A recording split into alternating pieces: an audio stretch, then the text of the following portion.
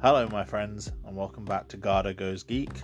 I'm your host Garhdo, and on today's episode we're going to be taking a look at the work of Alan Moore, and especially focusing in on both the comic and film of V for Vendetta.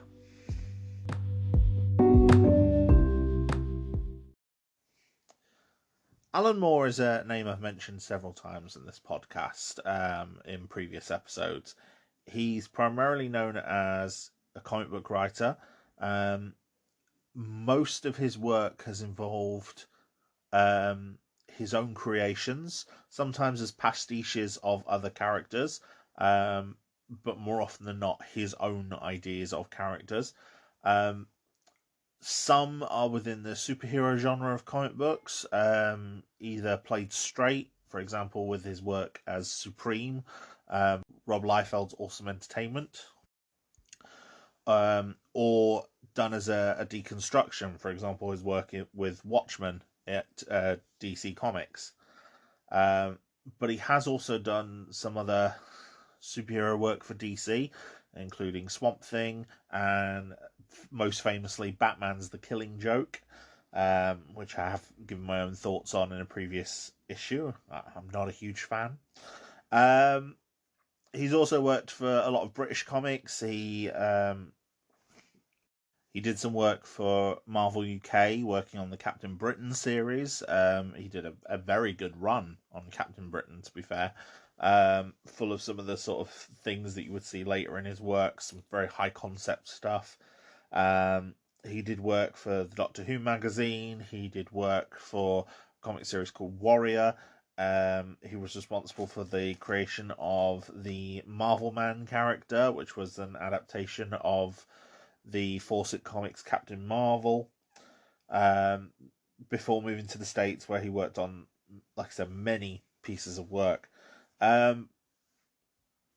He's very, very famous, particularly for... He's also worked for 2000 AD as well. He worked on the Ballad of Halo Jones, especially.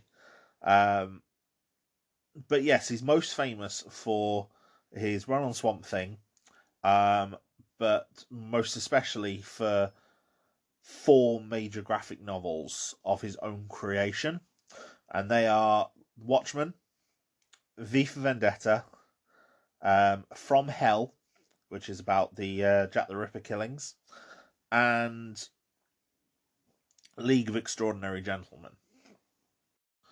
Moore himself is quite a complex individual. He's an occultist. He's an outspoken anarchist. He has very outspoken on his political views. For example, he withdrew one of his stories from a publication after they posted a negative article about the place of homosexuals in the community back in the 80s. So, you know, he's very anti-government and very much a voice of the people kind of person, which has led to him taking on a bit of celebrity status. And he's known for being very impactful on several other major figures, including Neil Gaiman, who cites Alan Moore as one of his idols and inspirations. Alan Moore's writing is very good, very complex. He always described writing as being not something you should half-ass. He said you should give your very, very best to writing. You should treat it as something that you have to do, and you have to always put your best into. And that's very prominent in his work. Like if you ever get to see some of his scripts, it's not uncommon to see a whole page of writing describing everything he wants in a particular panel. His work is very, very, very structured, and very deliberate. Nothing in an Alan Moore comic is there by accident. Everything that is there reflects what he wants to put in the comic book. And he's also very, very aware that a lot of his work is within the medium of comic books. and he purposely structures it towards that medium. So, for example, in the case of Watchmen is a very, very dense, very tightly plotted story. It was originally going to be 32 pages. The page count got bumped up to 40. So for the final 8 pages and all of the earlier issues, up until issue 11 of Watchmen, he filled the final 8 pages with ancillary material, which builds on the world of Watchmen, but is usually presented in a different form. For example, the first 2 issues feature excerpts from Hollis Mason's autobiography, Under the Hood, detailing the original 1940s heroes, the Minutemen, who appear in flashbacks within the body of the Watchman itself. And the intention of these issues being so packed with content was so that the wait for the next issue would become part of the experience, where the reader could sit and let things, let the contents of the issue sort of ruminate in their mind. And it's very, very good at what he's very, very good at what he does. A lot of his works are available in collected volumes now, but even then, I wouldn't necessarily recommend sitting and reading something like Watchmen or V for Vendetta entirely in one sitting. You are supposed to let these things sit with you, and that's very clearly part of the experience that Alan Moore intended. Now, as I said, Alan Moore writes for the medium of comic books, and his comic book work is, as I said, definitely what he is the most well known for. His comics are generally amazing. I've enjoyed pretty much every piece of comic work I've read by Alan Moore. Even the ones I'm not necessarily a huge fan of, like The Killing Joke, for example, I do see the merits in it. And the problems I have with something like The Killing Joke are more the effect it's had on DC Comics in general. But I kind of tackled that in my previous episode about DC's Battle of Hope and Cynicism. Something like Watchmen, for example, is very bleak and is a perfect deconstruction of the superhero medium. But it's specifically a deconstruction of the superhero medium in 1986, using the sort of tropes that we would come to expect from comic books of that era. I mean, this was published a year after Crisis on Infinite Earths, which was a very, very high concept science fiction comic book epic. So, having something like the giant squid at the end of Watchmen, destroy New York, is something that you can tell it, you can put into a comic book because it's what people expect. But it's also in there as a satire on the Cold War and right-wing politics, and everything like that is in there as well. It's very, very well done. And it works so well because it's kind of self-contained as well. Now, the quality of Alan Moore's work means that it is very rightfully beloved in circles of comic book fans, and even beyond. I mean, for example, Watchmen made one of Time Magazine's 100 greatest novels of the 20th century. So the works are beloved for a reason. And whenever you have a work that is beloved within a certain medium, whether it's a comic book, a novel, or a stage show, there is always an attempt to bring it to another medium. And usually that medium involves a film. Now, as a result, there are films of Alan Moore's work. Alan Moore is very outspoken. quite famously so, about the use of his work in films. He, as I said, he writes for the medium of comic books. He's very aware that he is writing a comic book, and his stories are designed to be experienced in that medium, as far as he sees it. So he sees films based on his work as being unnecessary and being a waste and ruining the original intent of his work. And you can see where he comes from with this. Watchmen, for example. Zack Snyder directed Watchmen. It was released in 2009, but it airs very, very closely to the film. It is set in the original setting of the film. It essentially uses the panels of the graphic novel almost like storyboards for the film, with the exception of some aspects. And it does turn it into something that is very, very close to watching, to experience in the comic book, but at the same time as an inferior product compared to the original comic book. I'm more forgiving of the Watchmen film than a lot of my peers are. I don't dislike it. I love the opening title sequence. I think many, many people do, which is one of the few elements in the film that is new and designed purely for a cinema experience. I think the attempts to air very closely to the side of the comic book are impressive.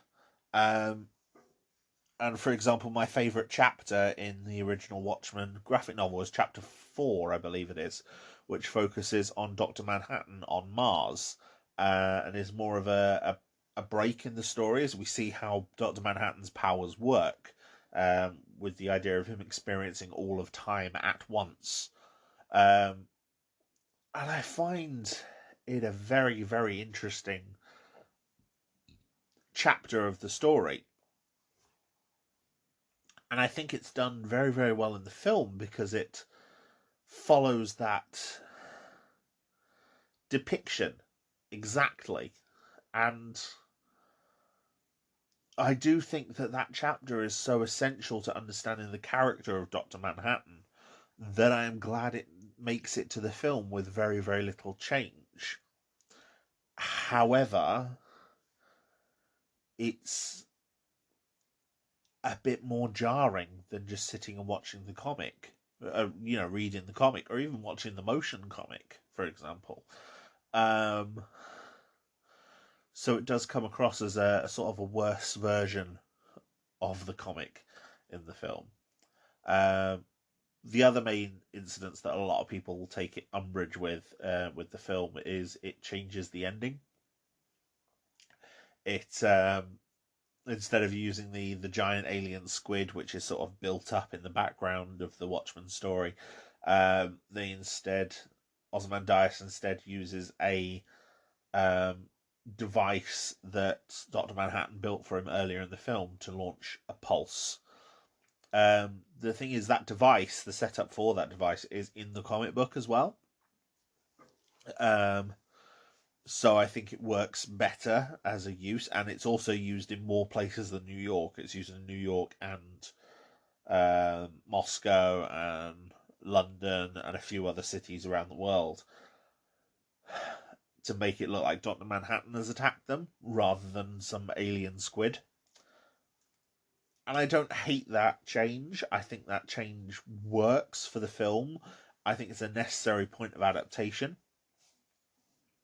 and definitely a necessary point in the film cinema landscape of 2009, where comic book films were still serious. The comic book films we'd had at that point were the X-Men, the Spider-Mans, the first Iron Man. The MCU really hadn't taken off and explored the strange that comes from the comics, and the Christopher Nolan Dark Knight film was only the year before. So we were in the middle of a very grounded take on superheroes. So going for that over the Squid, I think, was a good idea, although it does render one of the elements that is kept, the giant lynx that Ozymandias has following him around, Bubastis, it makes him more egregious, as Bubastis's whole purpose was to, in the original comic book, was to sort of highlight the genetic engineering that Ozymandias was capable of, which would explain how he created the squid. Um, so without that inclusion is a bit more jarring.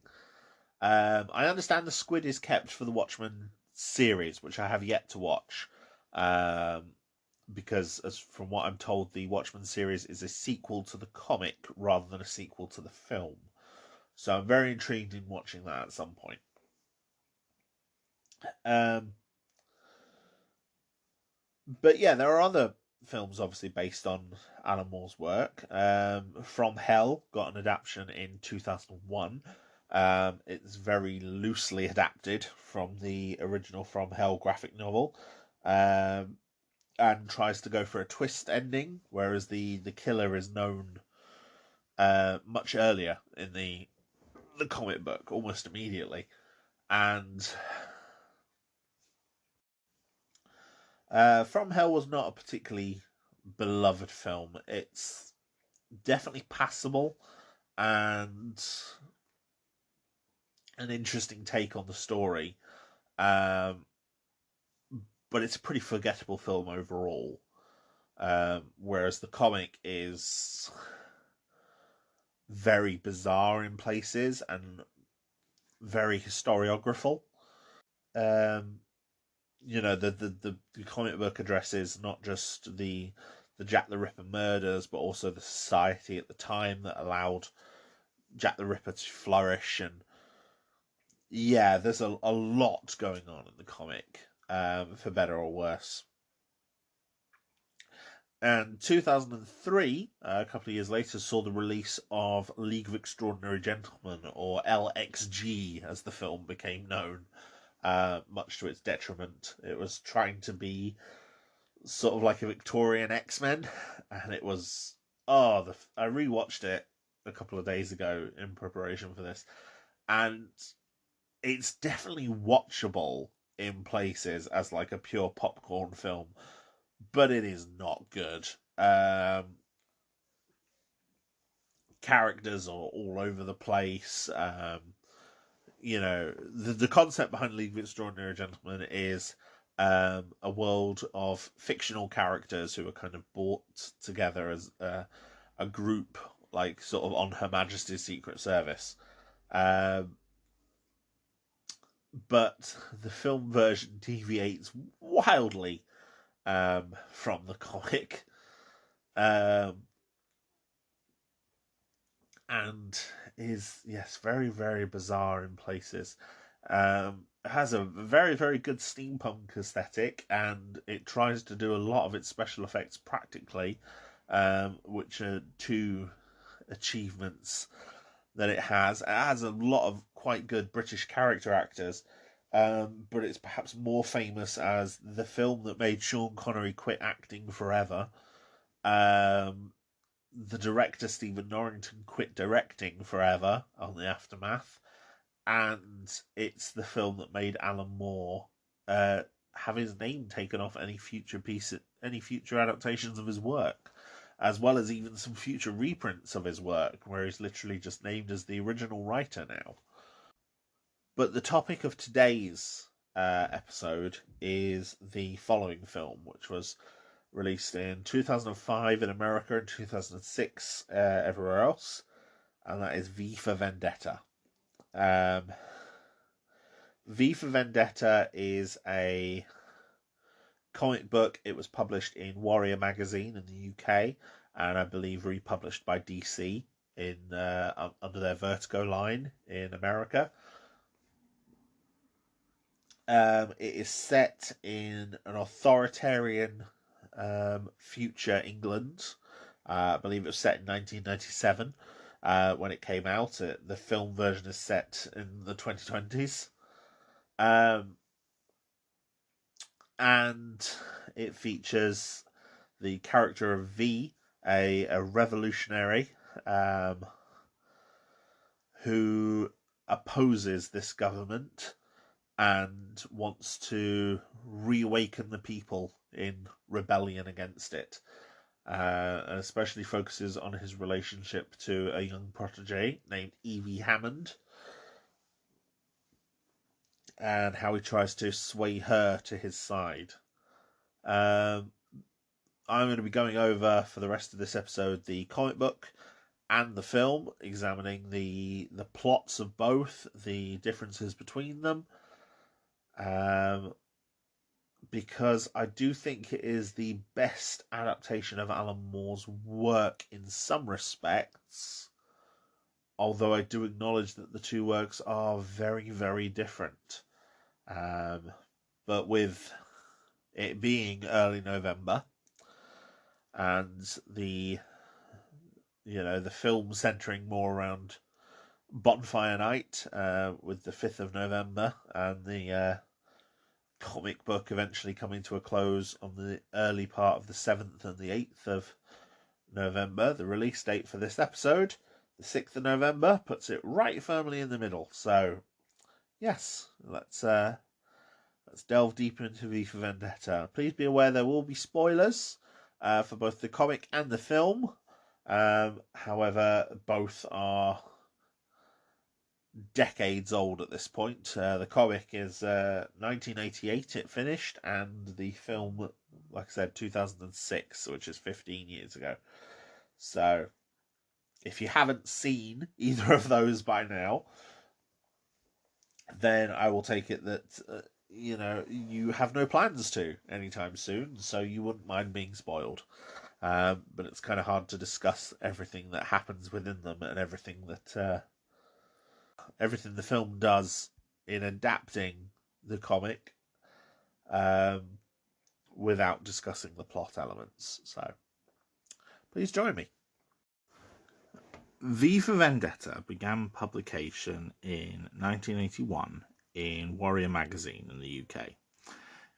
It was written by Alan Moore and drawn by David Lloyd, both of whom already had an established career in UK comic books. It was very clearly a take on the current political situation of the UK at the time. The UK at the time was embroiled quite heavily in the Cold War. There was talk of nuclear missiles owned by the US being stored on British soil by the then current Conservative government led by Margaret Thatcher. And that was a very hot button issue. It was one of the things that the Labour government were trying to, the Labour opposition were trying to have removed during their campaign for election for 1982. Now, Moore and Lloyd created a world in which the Labour opposition won the election in 1982, removed the American missiles, and then not long afterwards the Cold War got hot. Russia and, the Soviet Union and America are destroyed, but Britain is spared the ensuing nuclear holocaust. Moore has said, obviously, some of these things, the idea of Britain surviving while a nuclear holocaust consumes the rest of the planet is now known to be impossible. But it was a common theme that there would be survivors of nuclear war in the 80s. The 80s was kind of the last gasp of the Cold War, where everyone thought it might get hot again for a while, shortly before the end finally came. It concluded in 1988. By the time it concluded in 1988, Alan Moore pointed out in an introduction for a collected version in 1989 that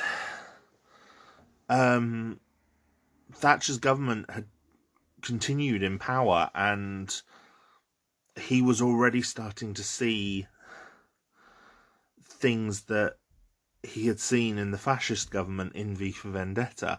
For example, the Section 28 measures, which in the wake of the AIDS crisis prevented schools from addressing anything about homosexuality in school.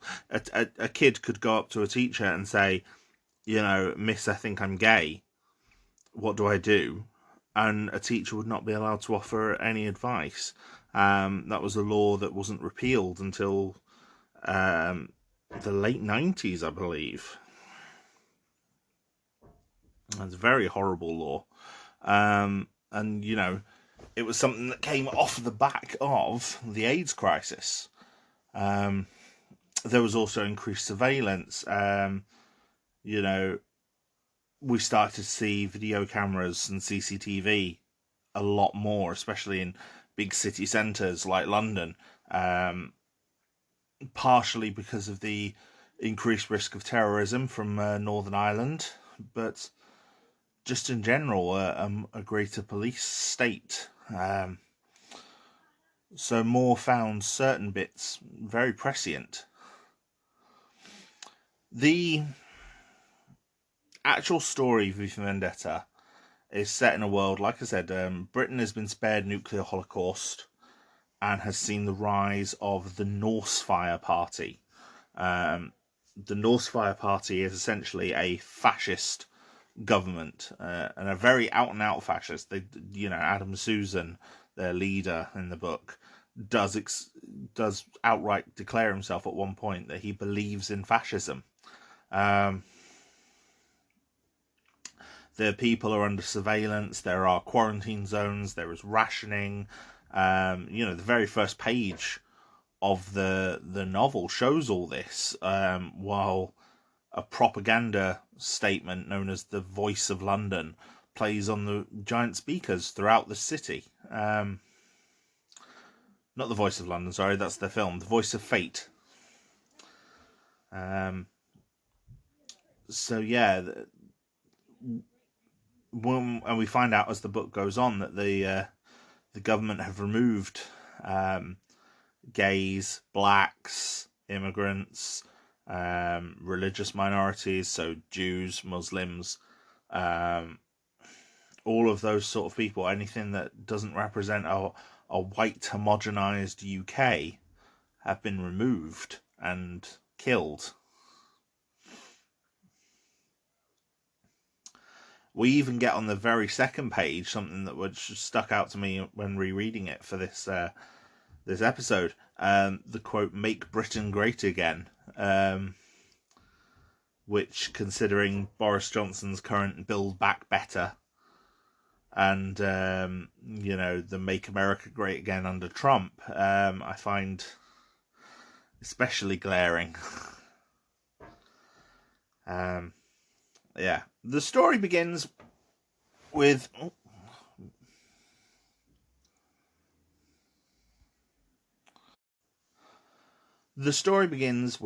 a young girl, Evie Hammond. She's 16 years old in the comic book, going out and basically acting as a prostitute. She is attempting to solicit a customer. It's her first time doing so.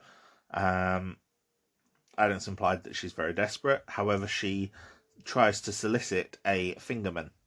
Fingermen are essentially the Norse Fire government's secret police service, and she has to be saved by V. V is a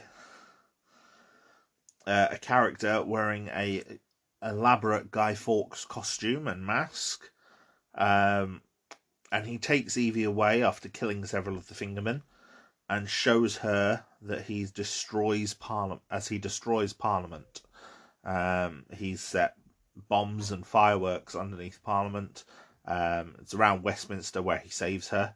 So it's sort of implied that he stumbled on her in distress just as he was leaving Parliament. She asks who he is, and he calls himself the villain, the black sheep of the family, as he says. He takes Evie to his shadow gallery, which is composed of a lot of art and music that he has copies of that the government has outlawed. We see things in there such as Shakespeare, Billie Holiday music, the Marx Brothers, etc. Lots of Renaissance paintings as well. The government of the piece is led by Adam Susan as the head. Then there is the investigative branches, the bits that are responsible for surveillance. There's the eye, led by Conrad Heyer, and the ear, which is like audio surveillance, led by a person called Bunny Etheridge. Whether Bunny is a nickname or not, I'm not entirely sure, but it's the only first name he's given within the story itself. There's the finger, which is the security, the secret police, like I said, and the mouth, which is the BTN, the British Television Network. That's led by Roger Dascombe and is responsible for The Voice of Fate, which is read by Lewis Prothero. And the nose, who are essentially the police force, the investigators. The main character there is Eric Finch and his partner Dominic Stone, who we'll be coming back to quite a lot. There's also a supercomputer known as Fate, which Susan is sort of keyed into, which allows for the operating of the government and handles and collates all of the information that they take from their surveillance.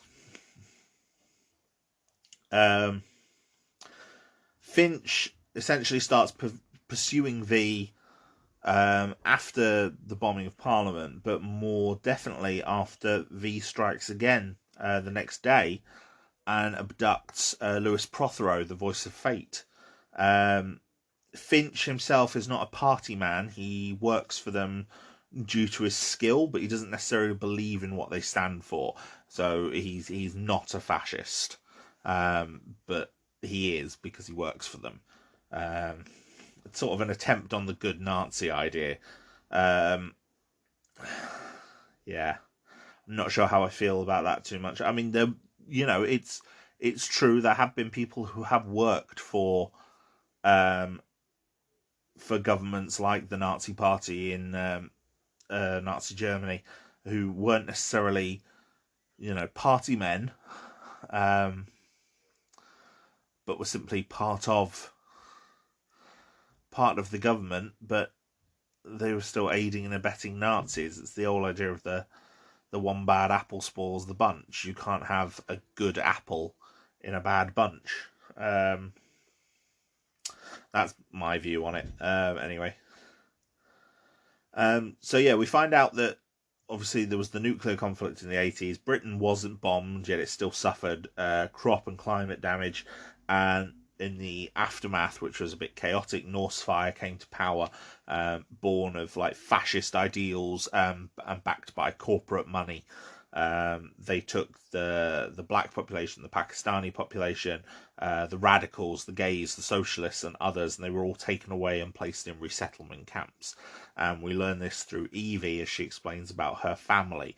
Her mother died in the aftermath due to the famine, and her father, who used to work for, I think he'd once written some socialist pieces for a paper. He was taken away as a radical to one of these camps. The main camp that we focus on, though, is Larkhill. Larkhill once housed V, and we find this out as he tortures Lewis Prothero. He takes Prothero through. Prothero collects dolls, and so V has all of his dolls and sets them up in a recreation of Larkhill while dressed as a vaudevillian character. In this scene, he's wearing a Punch and Judy mask rather than his usual Guy Fawkes mask. I'm not sure, for any of my American listeners, if Punch and Judy is really a thing over there, but it's a sort of bizarre entertainment, usually found on seasides in Britain, with two puppet characters, Mr. Punch and Judy, and yeah, it's a bizarre one. Now, in doing this, V destroys a lot of the dolls, which drives Prothero mad, and then returns him to the government. Yeah. So Prothero is now mad and can't really speak, and so he has to be replaced as the voice of fate. And of course, it's pointed out in the captions that, like, people can tell the voice is different, but they don't quite know why, and it just unnerves everyone who listens.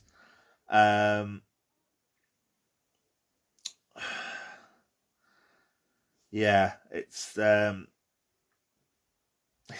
interesting one. Basically, Prothero, the reason why V targeted Prothero is Prothero was the commander of the Larkhill resettlement camp. So essentially, like the camp commandant, he would be the person responsible. And Prothero reveals that he knows who V is. V was kept in room 5, we learn, but we don't know much else about him at this point. A few months later, V destroys the Old Bailey. The Old Bailey is where the Supreme Court of London, of the UK, is. And he has a conversation with Justice on the roof. There's a statue of Justice on the roof of the Old Bailey, and he has a conversation where he's sort of playing both roles, and he praises his mistress Anarchy. So again, the out and out statement that V is an anarchist. He believes in anarchy, and that he used to believe in justice until justice cheated on him with the vile Susan. And this is obviously contrasted against a previous scene within that same serial of Susan and the Fate supercomputer, where we find out that Susan has never really had any romantic bonds with any woman, but is essentially in love with the Fate supercomputer. Like, he sees it as a perfect partner for him. And he states he believes in fascism, unwaveringly. Fascism is something he is dedicated towards. And it's a very good chapter of the story where the two lay out their stances. Evie, throughout this time, still wants to help V. Seeing that she's sort of grateful to him for saving her life. This is still taking place only over a few weeks. I think it's all still before Christmas. It's still like late November. So Evie helps V with a plot. V dresses her up as a young girl and sends her to meet with Bishop Lilliman. Bishop Lilliman, he's the head of Westminster Abbey in this, under the Norse Fire Party. So essentially one of the most important religious figures within the UK, within Britain. And yeah, it's implied that he sees young ladies, I say young ladies, girls. He rapes young girls, essentially.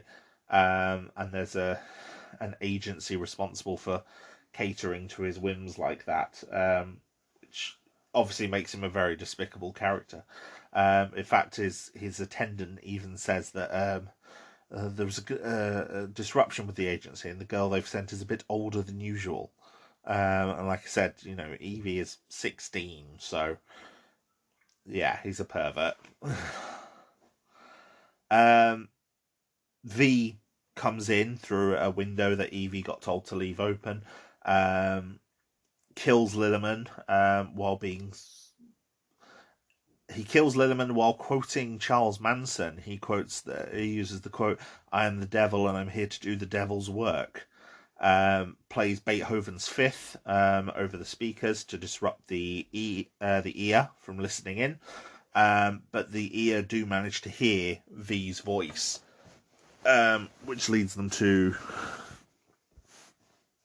come in and try to save Lilliman.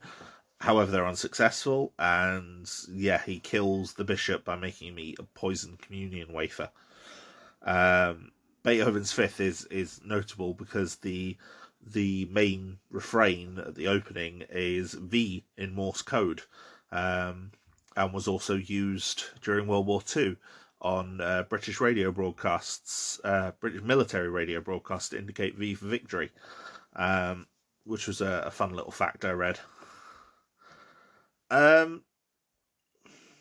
Evie's originally horrified off the back of this at V involving her to kill someone.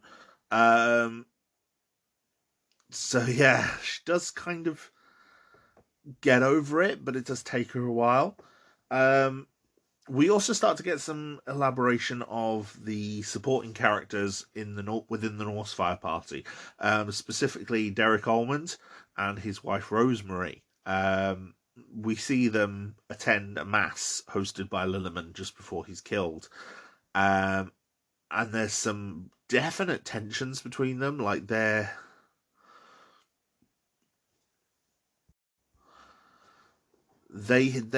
marriage has issues, and that's very, very clear. And that becomes more important going forward. Finch and Dominic Stone learn about Lark Hill from a clue that they managed to get from the Mad Prothero, who says room 5. And they investigate and learn that V has killed or dealt with everyone who ever worked at Lark Hill within the last 4 years. 4 years ago was when Lark Hill closed. They don't really know exactly what happened at Lark Hill, but they know that everyone there has been killed, except for Delia Surridge, who is their forensic pathologist, who Finch was recently with. They rush to go find her and call Almond to come as well, but V is already with her at this point, and V actually treats her a lot more kindly than he has anyone else at this point. With Prothero, he's very cruel. With Lilliman, he's again cruel but very calculating. With Delia, he's very, very gentle. He's already killed her. He's injected her with a poison that will kill her, and he did it while she was asleep. And it's interesting. She seems to show remorse as well. Shows that she was almost aware that V would come for her one day, because of what happened at Lark Hill, and she recognizes him as again the man in room 5, and it's some quite tender moments between the two of them, actually. So yeah, she dies. Almond arrives just before Finch, but he was in the middle of cleaning his gun, and though as such he hasn't actually loaded it before he arrived, so he goes to kill V, but V kills him instead. And so Finch arrives with Almond dead, Delia dead, and Delia's diary has been left. He takes it, reads it, and discusses it with Susan. And we find out that V was a test subject for a drug called Batch 5, which was a hormonal drug administered at Lark Hill. on several test subjects by Delia. And he was the person who survived its effects for the longest. But it did render him, I believe Delia calls him schizophrenic, and very charming, but also unsettling. But he doesn't seem to suffer the adverse effects of the other four main victims who survived the initial testing batch. He got into Prothero's good graces as a gardener, and ordered supplies with Delia's encouragement. But what he actually had done was developed mustard gas and napalm, using these industrial grade fertilizers and things, and the quantities he was ordering, which he used to destroy the cell block and escape. And Finch acknowledges that the diary was probably left for them, but there's certain pages missing. And they realise that V has essentially killed everyone who could ever possibly identify him. And that ends the first act of the story. It's like there's 11 chapters per act. And they all range from sort of 8 to 12 pages long. And yeah, that's the end of Act 1. As we learn that V has essentially eradicated everyone who could identify him. Prothero, Lilliman was at Larkhill, as well as Delia. She was the last one. And they wonder, what could happen next? What could they expect from V next? Act 2 of V For Vendetta is called This Vicious Cabaret, and it actually begins with a musical chapter complete with sheet music and fourth wall breaks, sort of summarising the story up to this point and where the major characters are. It touches on V, Evie, Finch, Susan, Rosemary Almond, and sort of says, where they are and what's brought them to this point of the story. It's I have actually heard this Vicious Cabaret turned into a song, by someone I believe is credited as David J on Spotify. But yes, it's on Spotify and on YouTube. And it's good. It's an interesting enough song. I do think it works better as a song than it does on the page. But yeah, there's something quite jovial about the lyrics, despite the somewhat horrifying subject matter. It starts almost in the aftermath of the previous chapter of the book. Rosemary Almond buries Derek and finds herself completely alone. Meanwhile, Evie asks V if he's her father, which causes V to abandon her in the streets of London. Like, he blindfolds her and takes her up and then just leaves her there. Yeah.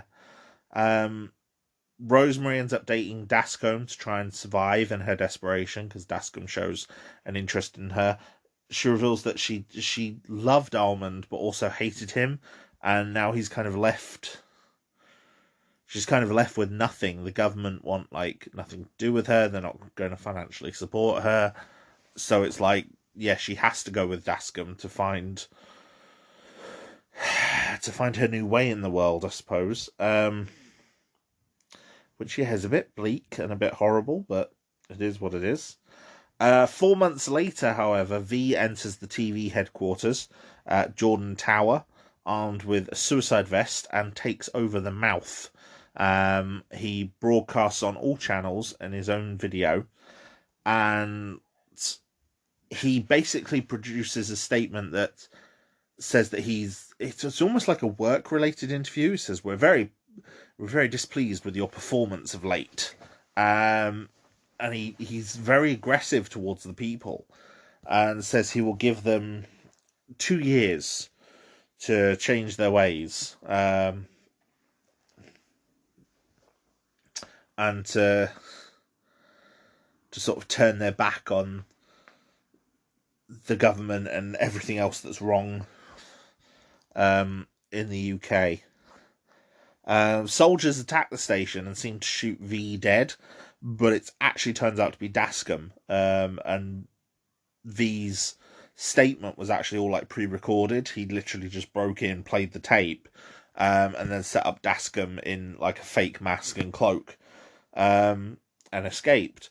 Peter Creedy has taken over the Finger, and makes a remark towards Finch about Delia and about V, which prompts Finch to punch him while standing over Dascom's body investigating, which leads Susan to send him on a forced vacation to Norfolk, where he starts to like question his view on the party and his view on V. Rose, left without Dascom now, as well as without Derek, is poor, and she eventually starts to work in a seedy club called the Kitty Cat Keller, I believe it is. It's like a burlesque vaudeville style club. We see Evie there as well. She's now living with Gordon Dietrich, who is a smuggler, who sort of took her in when he found her raiding his bins. And they witness a man trying to appeal to Creedy in the club, who gets beaten by fingermen after decrying the government. When she leaves the club with Gordon, we see that V is still watching her from afar. Gordon and Evie eventually grow intimate, which is a bit icky, but because Gordon is clearly a hell of a lot older than she is. He's balding with a mustache, and Evie at this point is 17, barely. It's implied that Evie has quite severe father issues, issues with the father figures in her life. Not just her own father, but obviously Gordon and V as well. However, a few months later, he ends up killed by a Scottish gangster, named Ali Harper, who he encountered in the Kitty Cat Keller in the previous segment. Evie takes Gordon's gun and heads to the club to go and kill Harper, but gets stopped outside and abducted. She has a nightmare of V, Gordon, and her father in a whole chapter before she awakens in a government prison cell. Like, she looks through the bars and she sees the strength through purity, purity through faith posters that we've seen all around London outside her cell. She gets shown footage from Westminster last year, showing her and V together. She has her head shaved, and then finds a letter in her cell that pokes through a small crack in the wall. And the letter is written on toilet paper, and it's by Valerie.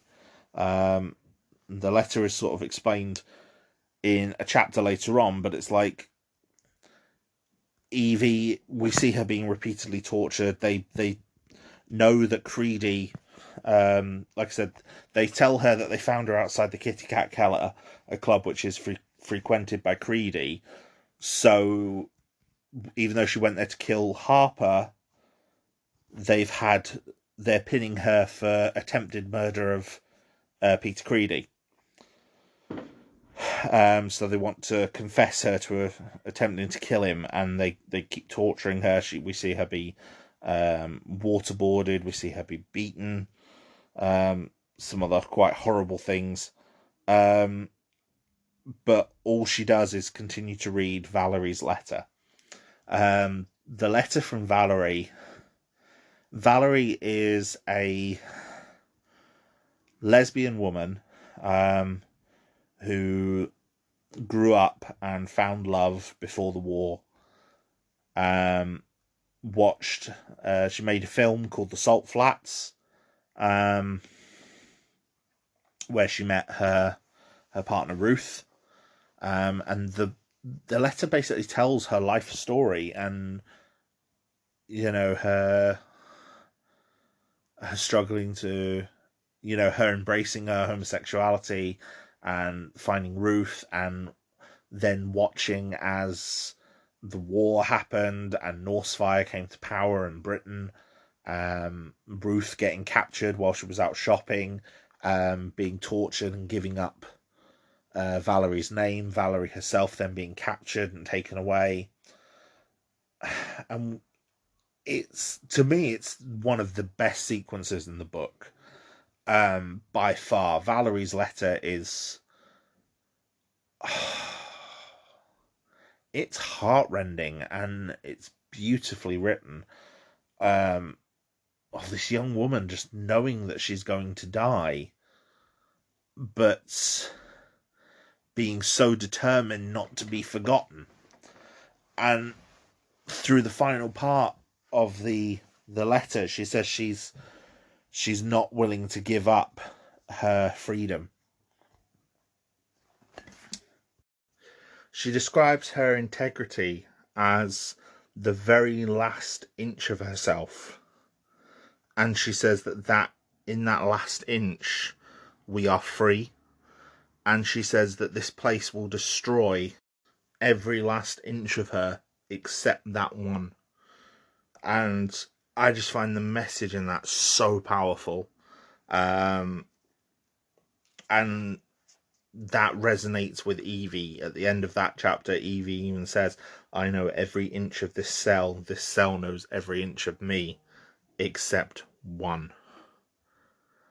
And yeah, it's my favourite chapter of the book is the scene where the chapter where we get Valerie's letter explained to us and we learn exactly what it is. And in fact, Evie's words about it says,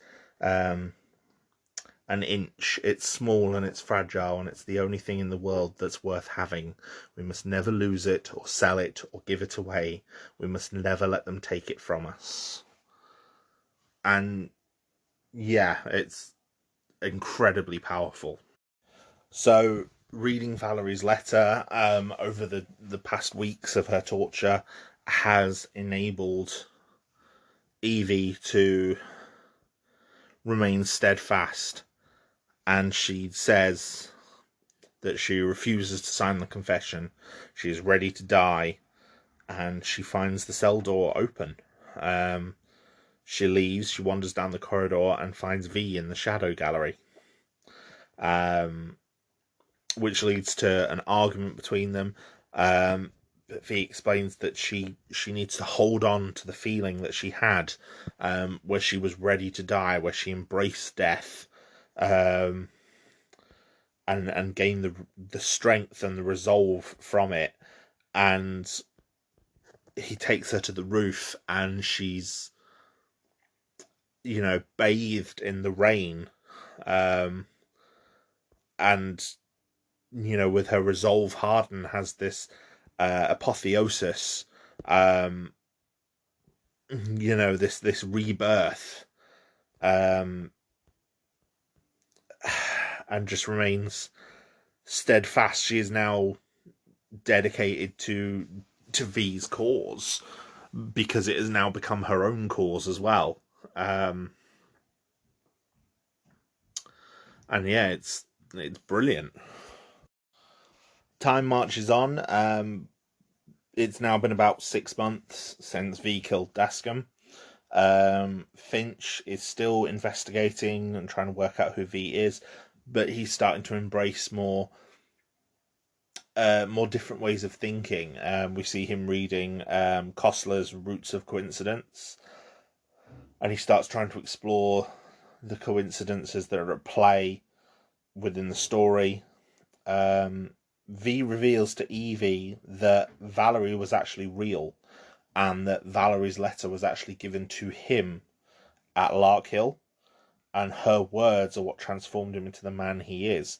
And then he shows Valerie's picture and poster from the Salt Flats film because he has it within his shadow gallery.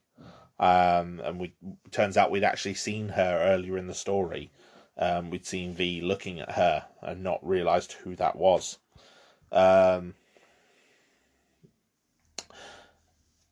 Evie tells V not to kill Harper. He says he could kill Harper for her because that's what she was after. And V decides that it's time for the finale. Everything's been building up to it, and he says he's finally ready for it. And thus ends Act 2.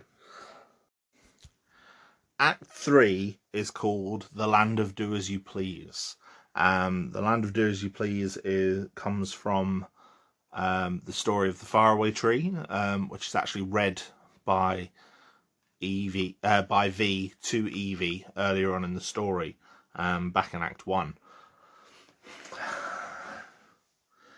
Now, it starts with V destroying Jordan Tower and the old post office tower to the tune of Tchaikovsky's 1812 Overture, which cripples the eye and the ear, kills Etheridge, and basically he announces to London that they have 3 days, I think he says, surveillance free. They're not going to be surveyed by the Northfire government. By this point in the story, it is November 5th, 1998. It is exactly a year since he destroyed the Houses of Parliament.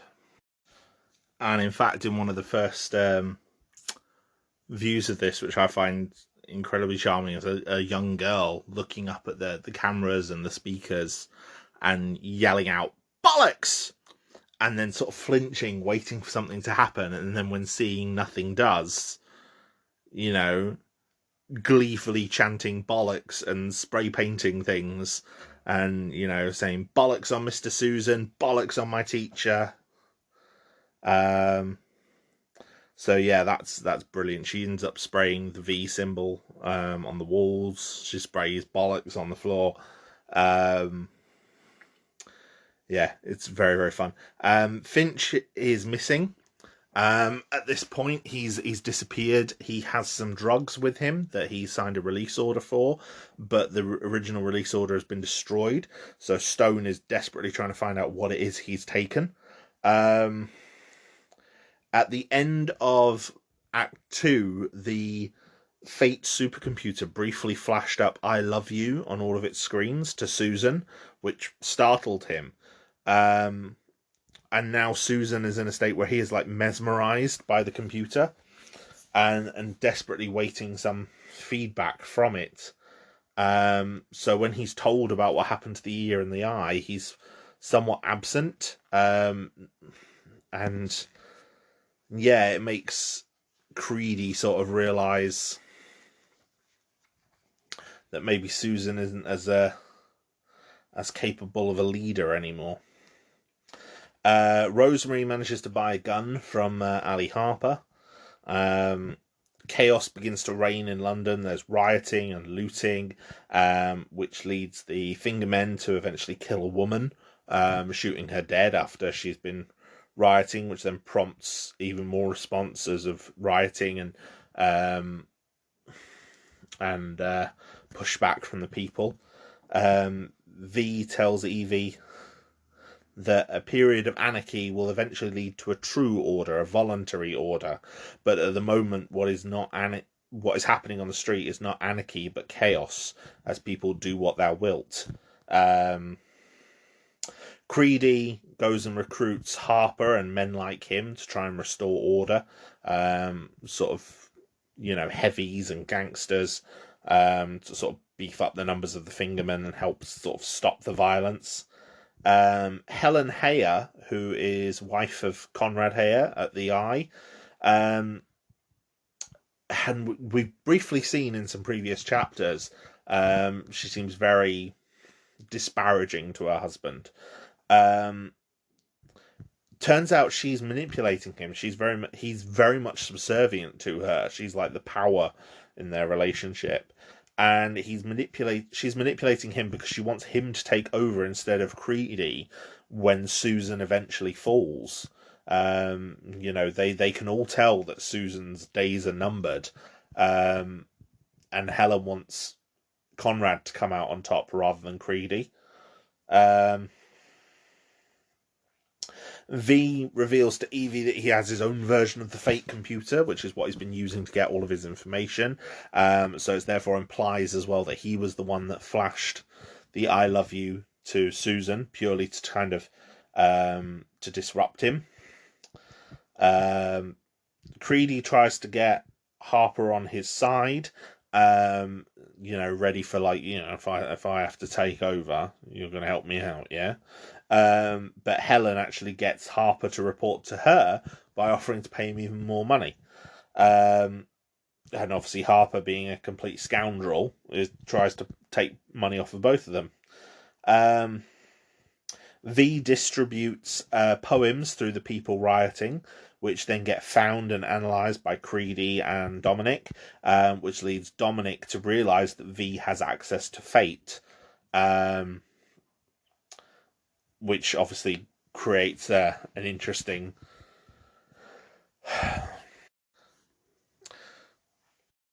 Finch goes to Larkhill, and while he's there takes LSD in an attempt to try and get inside V's head. And he has his own version of what we've seen previously with V and Evie, with their own sort of transformations and rebirth. He has his own one, sort of through this drug trip, and realizes sort of, what, he realizes that what the party did was wrong, that he misses, the blacks and the gays and the other minorities that have been eradicated. He misses what they added to the culture, and he sort of gets lost in the trip for a moment, sort of like, well, how do I stop this? Who's doing this? Who's keeping me here? And then he realizes it's all him, and he realizes that he can be free because he wants to be free. It's very interesting. All three characters have these kind of big, important, dramatic moments. And throughout all three of them, they're prisoners. In Finch's drug trip, he sees himself in a prison uniform as one of the people at Larkhill, in a prison jumpsuit, being led away by Prothero and Lilliman to join the ranks of the test subjects and things like that. There's a very strong narrative thread connecting them, and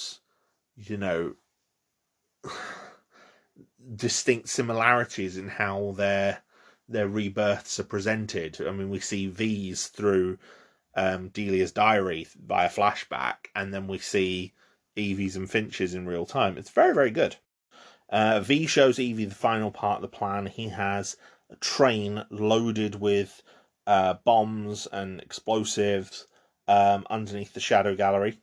But she gets very confused by his sort of enigmatic behaviour, because what she actually said to him was, "Show me what your will is," and he leads her around the Shadow Gallery and talks in riddles around her.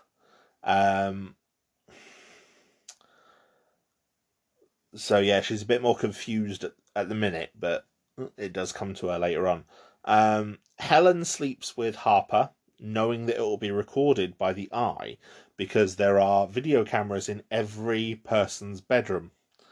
So she knows that it'll be recorded. She says this is why her and Conrad haven't had a relationship, like a physical relationship, for years. Creedy organises a parade to try and calm the people and wants to bring Susan out into the parade. And Susan does come out into the parade, but while there is shot by Rosemary. Rosemary Almond, who the gun, which she originally said was for protection, it was kind of implied that maybe she was going to use it on herself. No, she uses it on Susan. Susan doesn't even recognize her. I think one of the party guards, one of the fingermen, like lets her through the lines to meet with Susan, but Susan has no idea who she is. And Susan's own delusions are kind of revealed, where he says that he sort of sees as no one else being real in life. Like it's just him. He's the only person that he knows is real, which I believe is a philosophical approach, and is possibly also a mental illness. I'm not entirely sure. But yeah, it's an interesting take. Rosemary is then obviously promptly arrested and tortured by Creedy and his men. Finch arrives back into London and finds the train under Victoria Tube Station and has a confrontation with V there, where he shoots him. Finch returns to the party leadership, who are all reeling after Susan's death. And, he tells them that V's dead. But then while he's there and while he's talking to Dominic, he reveals that V could have killed him very, very easily. Like, he didn't realise that V was behind him until V announced himself. And even then, it took him a while to actually shoot V. So, yeah, that causes Finch to realise that V must have another plan. So he doesn't tell Dominic about Victoria Station. Harper then kills Creedy as part of his pre-arrangement with Helen. Finch leaves Dominic and the party, saying everything is different for him now, and he just walks off. A tape that V sent to Hare of Helen and Harper leads Conrad Hare to kill Harper when he arrives. But he ends up getting wounded himself, and Helen leaves him to die, like angry at his failure. Like he's upset all of her plans. She had it all worked out, and he's ruined it.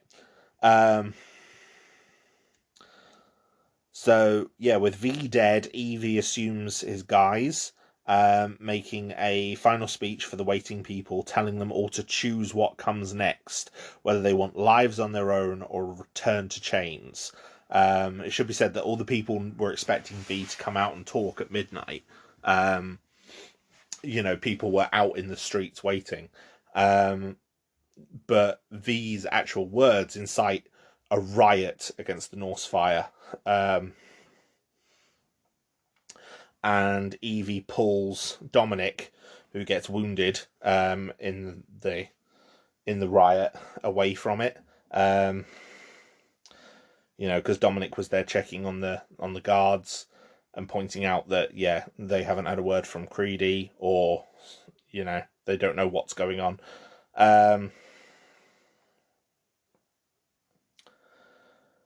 Evie sends V on the train as like a Viking funeral to destroy 10 Downing Street, and then welcomes Dominic to the Shadow Gallery. And then the final pages see Finch leaving London, and he walks into a group who are harassing Helen. And Helen asks him for help, but she gets his name wrong. She calls him Edward Finch. And without even saying a word, Finch just kind of pushes her away and then walks and leaves London forever.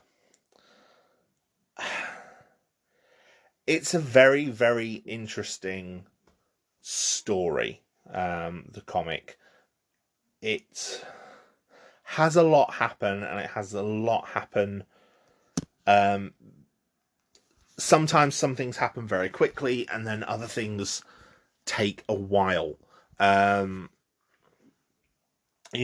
of Act 3 is set over the space of 3-4 days.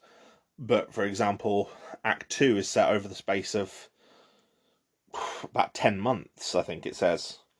If you've got 4 months until he kills Dascom, and then 6 months after that, without very much explanation of what's been happening in all the intermediate time. It's a very, very good story. And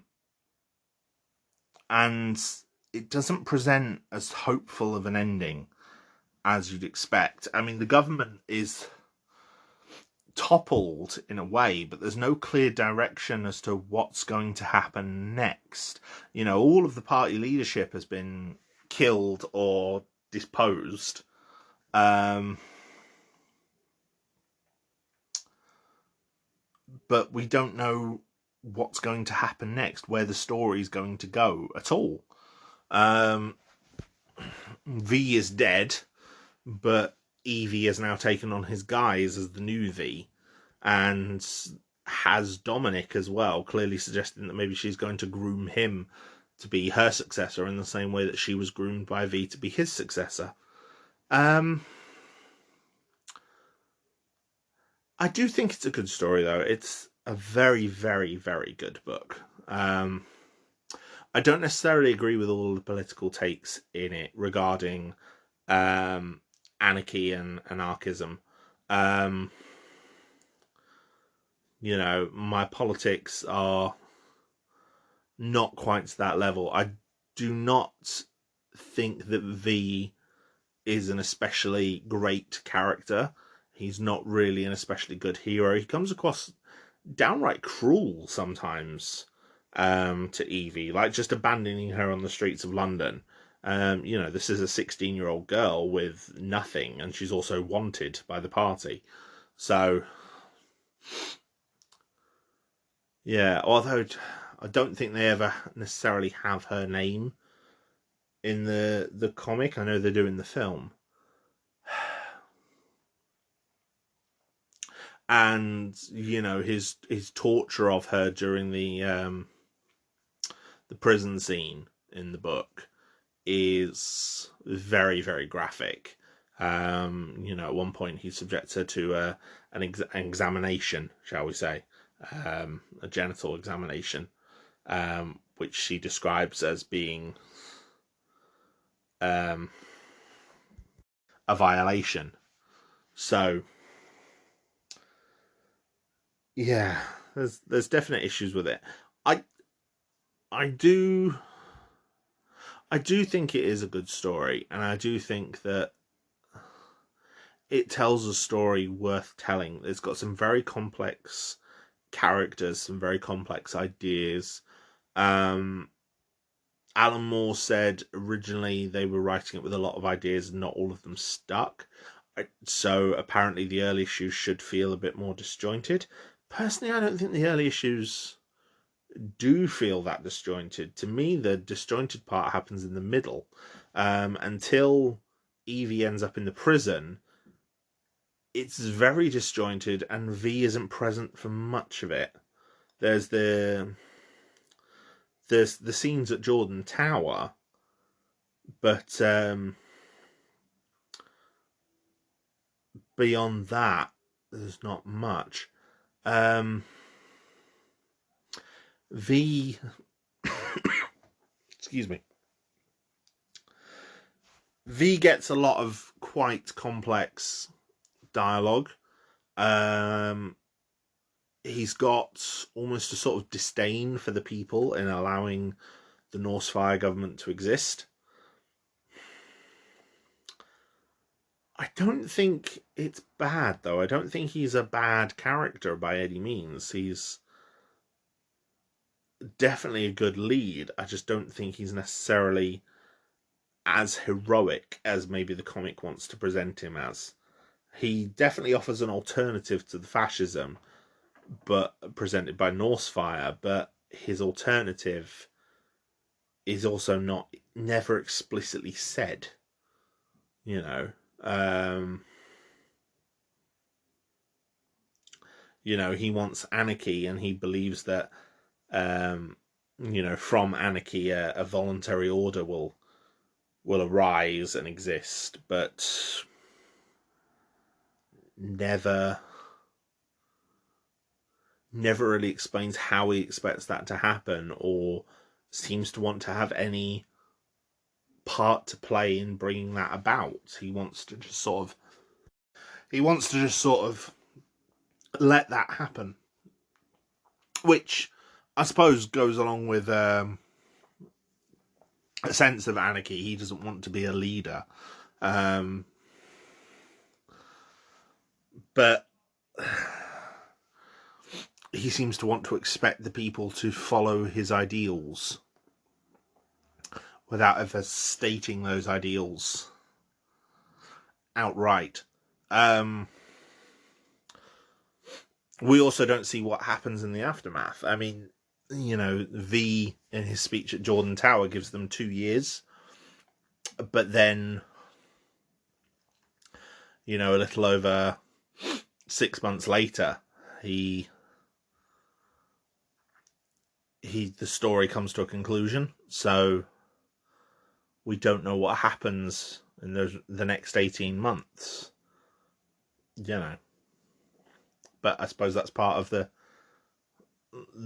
story of V has been told. It'll be another story afterwards, and obviously one that the writers had no desire to tell.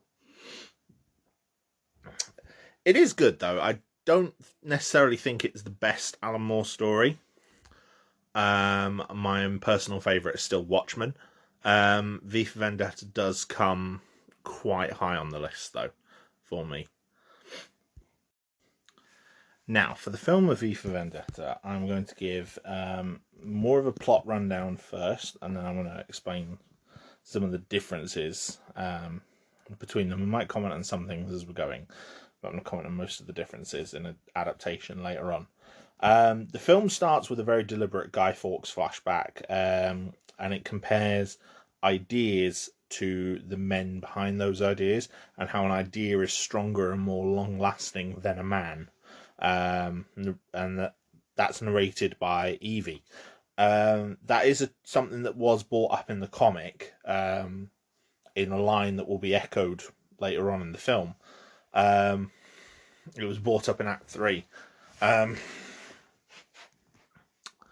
Now, in the film starts in a relatively similar way. We see the Voice of Fate, but that's now a TV show called The Voice of London. It judges America, which has fallen. The focus is on strength through unity through faith, rather than purity. Evie is older, and she's not a prostitute in this version. Instead, she gets captured by the fingermen for being outside after curfew. And the fingermen who capture her are actually very, very similar to the sort of men that Harper and his ilk were at the end of the book. V saves her. He's much stronger. In fact, later in the film, it's explicitly confirmed that he now has powers, a sort of kinesthesia. It's described as enhanced kinesthesia, I should say, as a result of what happened at Larkhill. And the Batch 5, which was now 20 years ago rather than the 4 it is in the comic. He's also more explicitly wounded as a result of what happened in Larkhill. We find out later on, when in the flashback for Delia's diary, that he is burnt. So the fire which he used to free himself actually burnt him. He has no eyes, for example. He's burnt head to toe. Don't think any of that is ever... he's never implied to have been burnt. He's never implied as anything more than a man in the comic.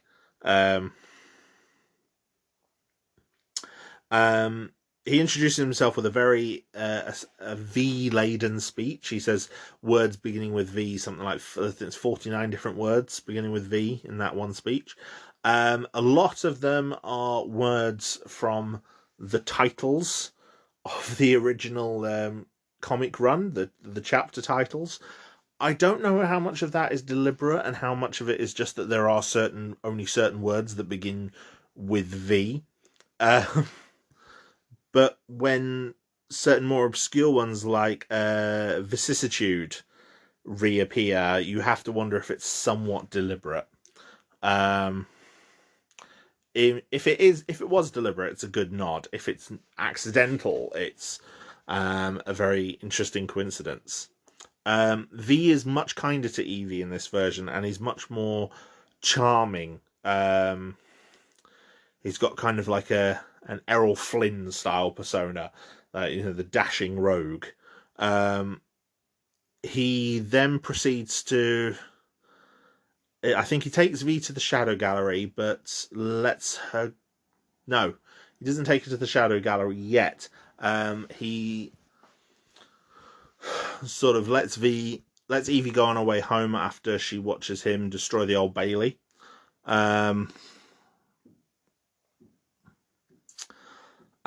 Which he does by conducting and playing the Tchaikovsky 1812 Overture again, which becomes sort of his signature music piece in this. He lets Evie go. We see the reactions from the government. Creedy is automatically the member in charge of the Finger. There is no Derek Almond in this version, possibly to streamline the character dynamics and make Creedy more of a villain. The leader of the government is now called Adam Sutler. He's played by John Hurt, and he plays him excellently. I should say Natalie Portman plays Evie, and Hugo Weaving portrays V. He does a remarkable job. It's quite a tricky thing to play V because we never see him unmasked, except for, well, there is one scene in the film where we see him without his mask, but you never see his eyes, and obviously acting without eyes is quite hard.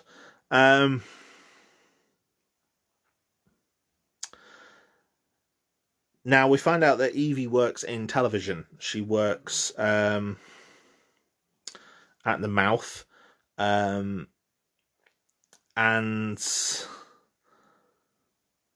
the members of the government work out who she is, and they start trying to investigate her. I think Finch investigates her more sort of straight away.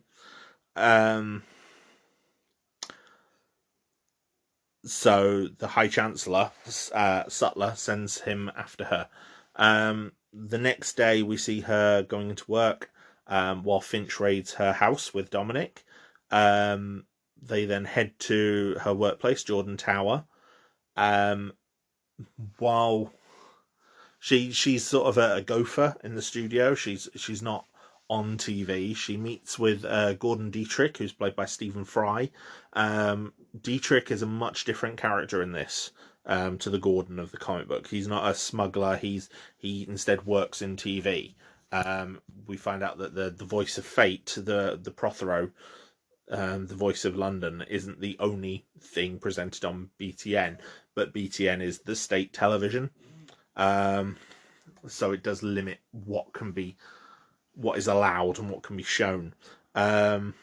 Evie ferries masks to the studio floor in packages. She only sees that they're Guy Fawkes masks when they're unveiled by Dascom and one of his men.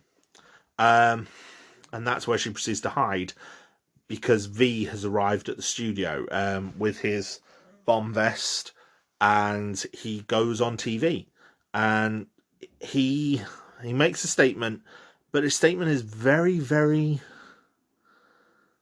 different to the one in the comic. He's a lot less harsh towards the people, and his focus is less about anarchy and more about freedom. And we even focus on the people watching his broadcast as well. We see a lot of focus on the different people. There's shots of an old people's home, a pub, a family house, where the young girl with the glasses from the comic appears. We even see other things as well in this scene. There's even the fictional pulp adventure show Storm Saxon, which appeared in the background of one chapter of the comics. We actually see it as a TV show in this world, which was a nice little touch and allusion that I quite liked. Yeah, V in his statement takes credit for the destruction of the Old Bailey and sets out his time frame and says that in 1 year he is going to destroy Parliament. He lays that out from the beginning. and he's going to topple the government. As he's fleeing, he gets cornered by Dominic, who's been separated from Finch, and Evie saves him from Dominic by spraying Dominic with pepper spray, but is also knocked out by Dominic in doing so. V takes her away and takes her to the Shadow Gallery. We also then get some more exploration of her history. We find out that her parents were both radicals in this and thus were both arrested. And she had an elder brother who died of a virus known as the St. Mary's virus, which becomes an ongoing plot thread in the film. V does leave a bomb at Jordan Tower, but it doesn't go off. Dascom is able to defuse it just before it explodes. I should point out, with the exception of Finch and Dominic, most of the villains in this film are much more vile. They're not as well rounded and developed as the characters in the comic book. They're much more out and out despicable. There's also no mention of the fake computer. Sutler is only ever seen through a video screen for the majority of the movie. So he could be, we do see him speak to his staff in the comic books through the video screens on the fake computer. So he could potentially be in a room with it, but the fate is never explicitly shown. V then proceeds to hunt and kill Prothero. He kills him in his bathroom. There's none of the explicit torture, but he does refer to him as Commander Prothero, so they do still have that same connection. But it's a much more straightforward killing. Finch, in investigating Prothero's murder, finds the link to Larkhill rather than Dominic. Evie makes a play of wanting to help V, which is what leads her to the scene with Lilliman. But during the scene with Lilliman, she tries to confess that she's been roped into helping V, and she's an unwilling participant. However, that doesn't seem to get her anywhere, as all that does is entice Lilliman more, as he sort of sees it as like a game. Always going to free the young maiden who's been captured. So yeah, when V comes in, Lilliman reacts like, "Oh, it's true," and she apologizes to V and runs. She runs to Dietrich. It turns out the night that she was breaking curfew, she was going to see Dietrich. She was going for like a date at his house. Dietrich, however, has banned materials in his house and is secretly gay. He trusts Evie with this fact. He says that the whole reason he was inviting her over is because to sort of keep up appearances of a man in the closet. He's expected to entertain young women, so he does. Yeah, it's an interesting thing. Apparently, it's something that Stephen Fry wanted to add to develop Dietrich more as a character. Finch tries to investigate the Larkhill connection, but is sort of stonewalled by the military, the officer sort of in charge, and Creedy gives him a not so subtle warning saying you're being watched for trying to investigate Larkhill. But Finch is convinced that there's a link between Larkhill and Evie, knowing what he knows about Evie, and that her brother died of St. Mary's, which he doesn't see as a coincidence.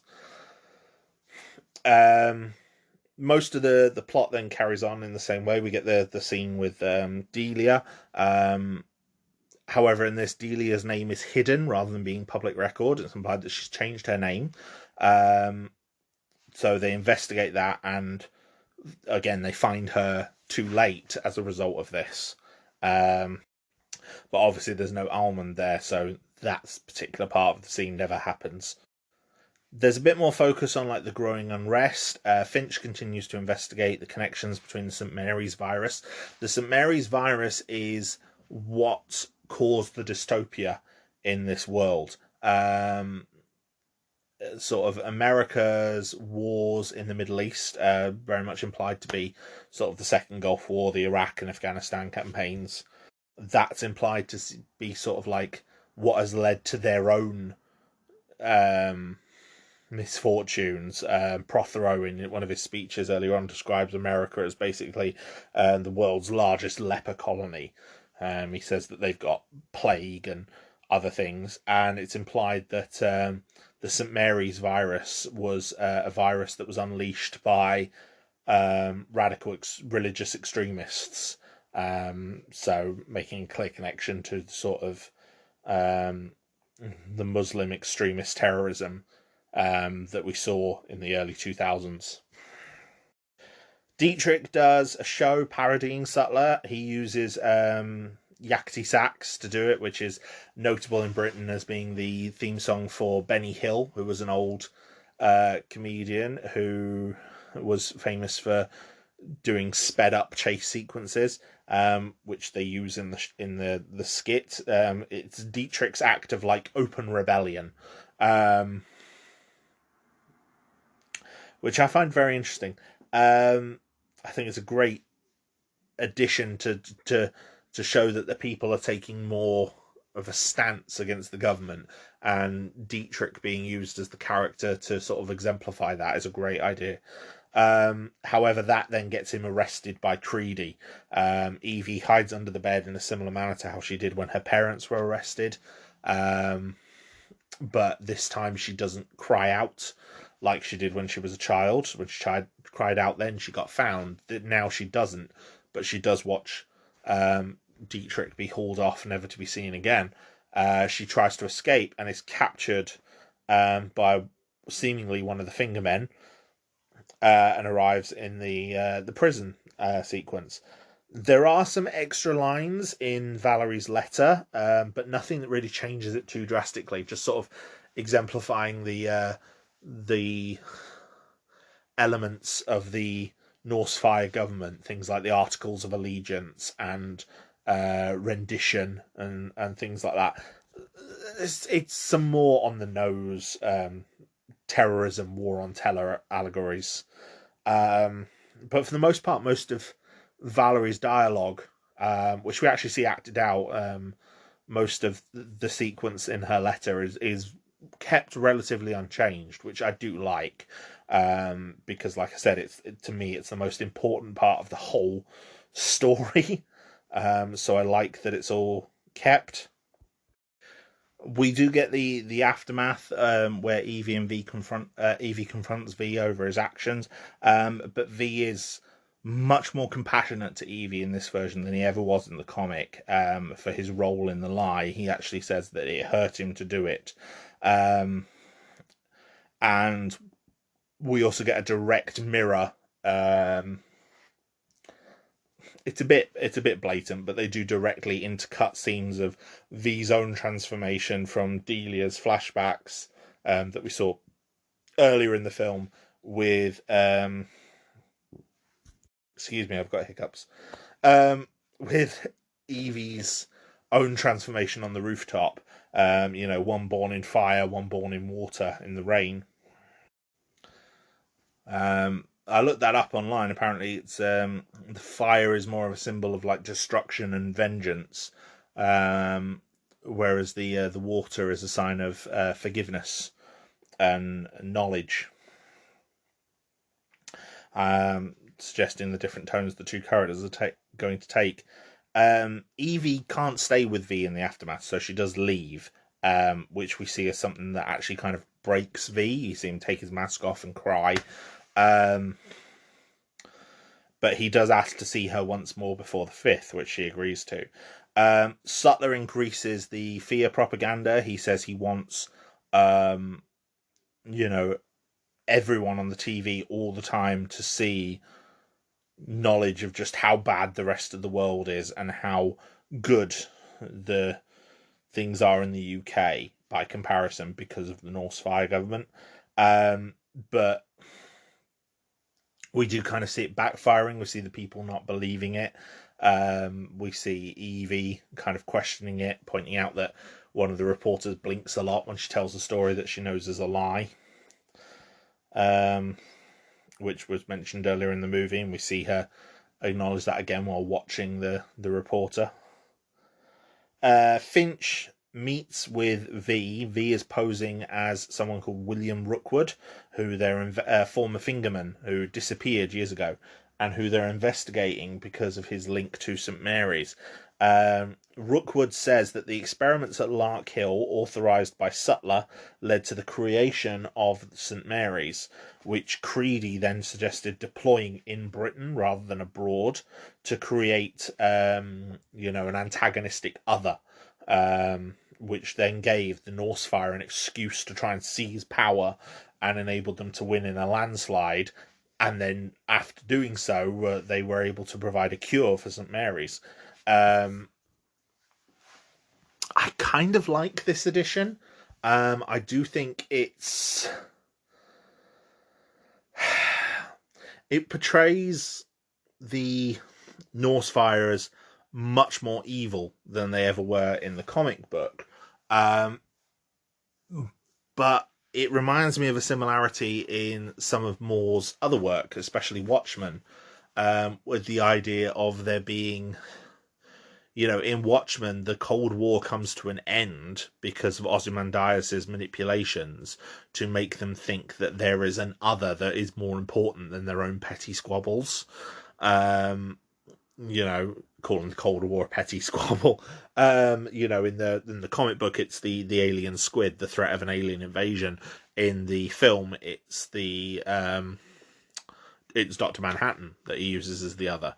So in this, the use of the St. Mary's becomes almost like a false flag black ops operation, which they can then use to justify cracking down on minority groups.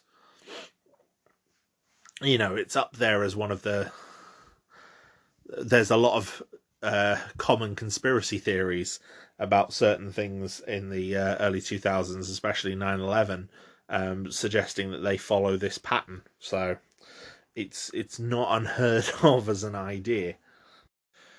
Yeah, Rookwood tells Finch to spy on Creedy, and he says, once I believe that Creedy can't pick his nose without you knowing about it, I'll contact you again. However, Finch later learns that obviously V was Rookwood and resolves to hunt him down. But it works because we know that Creedy's being spied on by the ear and the eye. V approaches Creedy and uses the fact that Creedy knows he's being spied on to manipulate him against Sutler. He says Sutler's been hidden underground, presumably for a while, and he knows that Creedy has men that will be able to get to Sutler, and he wants Sutler. V then sends masks throughout the city in a similar way to what he did at the at Jordan Tower. Many of them get seized, but several 100,000 go out, which leads to chaos and anarchy as people start wearing them. And Sutler starts to crack down on the people with greater fingerman patrols and things like that. We even see a fingerman kill the girl with the glasses while she's spray painting while dressed as V.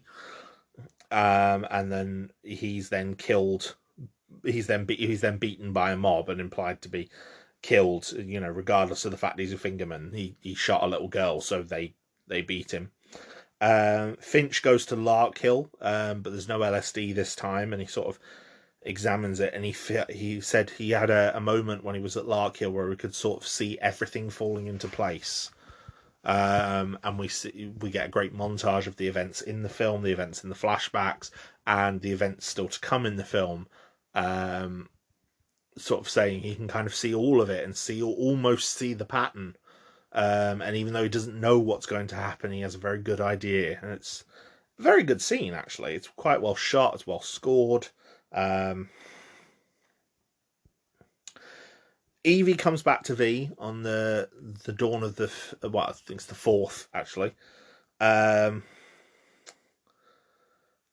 and he gifts everything to her, saying that the choice belongs to the people of a new world, expecting that, he's kind of hinting that he expects to die. He shows her the train and says that she has to be the one to push the trigger on it. Sutler makes an address on the television that night, but we see from the houses that no one is watching in this time, contrasting it with V's own address earlier on in the film, where everyone was watching. Creedy brings Sutler to V and kills him. V then fights Creedy and his men. He gets shot multiple times despite wearing body armor, but he survives, manages to kill Creedy and all of his men, and returns to Evie and proclaims his love for her before dying in her arms. Finch finds Evie after V has died, by following the train system, and watches V get laid on the train and Evie start the train. A whole load of people march on Westminster dressed as V in the masks and the robes that he sent out, and the soldiers, being unable to contact any of the party leaders, stand down. She starts the train. Finch doesn't stop her. They go to the roof and they watch as Parliament is destroyed, with the 1812 overture playing again. More fireworks, just as before. And Finch asks her who he was, and she says he was everyone. He was all of us.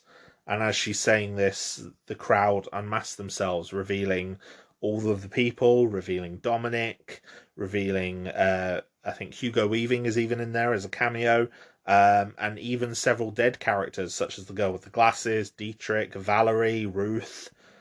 And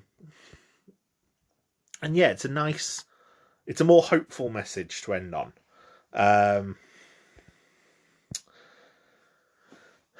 But yeah, there are distinct differences between them.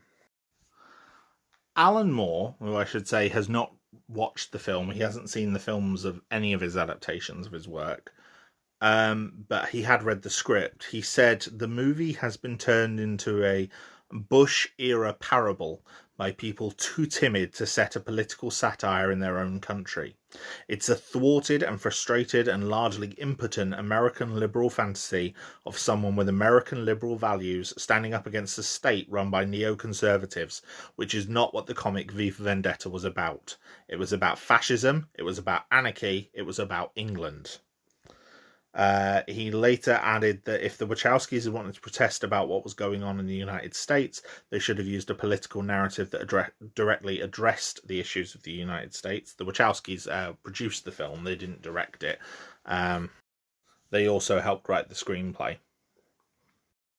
But it was directed by James McTeague. It was his first film, after being an assistant director on many things, including the Matrix trilogy and Star Wars Episode 2.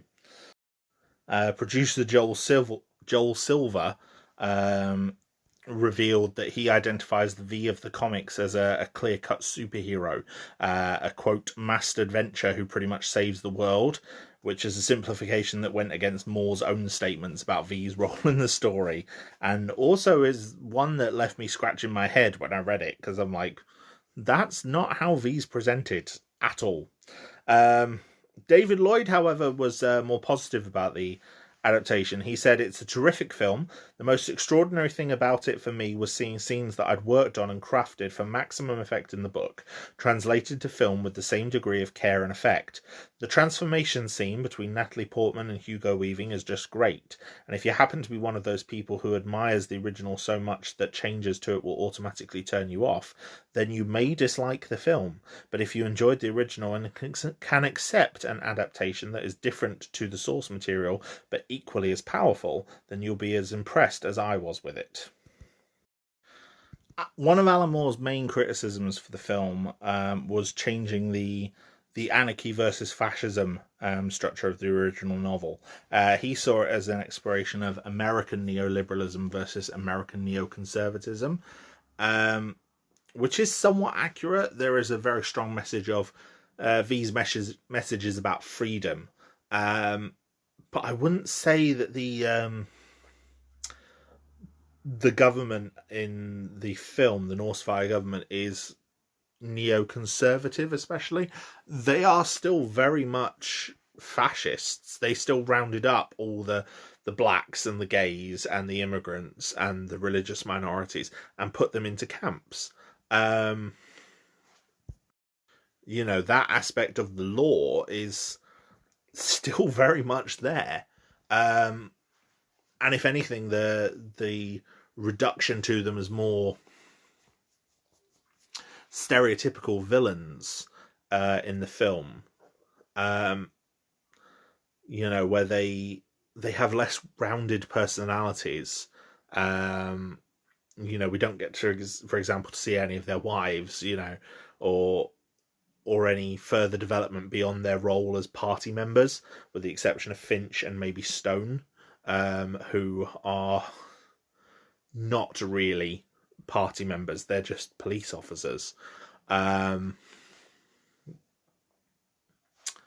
and Finch and Dominic are shown to be somewhat um, serendipitous in some of their actions. They use a scrambler device so that so some of their conversations can't be recorded while they're discussing their investigations into Larkhill and St Mary's. So, but while the government is perhaps more sinister in the film, it is in the same time, um, less human.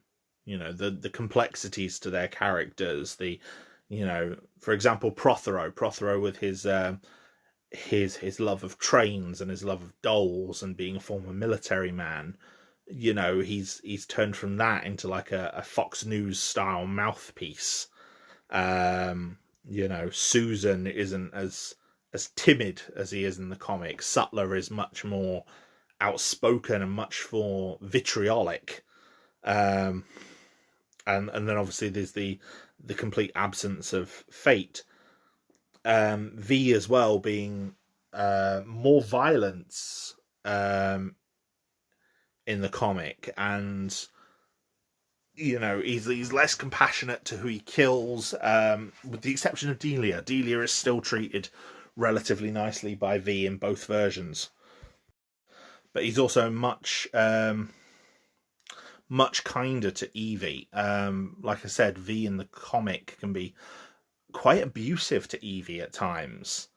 Um, you know, straight up abandoning her when she makes the possible link, sort of a wishful link that he's in fact her father. Um, Dietrich's another character who's very much changed from Gordon in the novel, to the character of Dietrich. Dietrich, a lot of it came from Stephen Fry and his own anti-government and leanings and his own stance as an out gay man. Um, and it was a very, very interesting choice to portray Dietrich that way. I think it works better, and I think his relationship with Evie is better as a result. Like I said, the depiction of Gordon in the comic is somewhat problematic.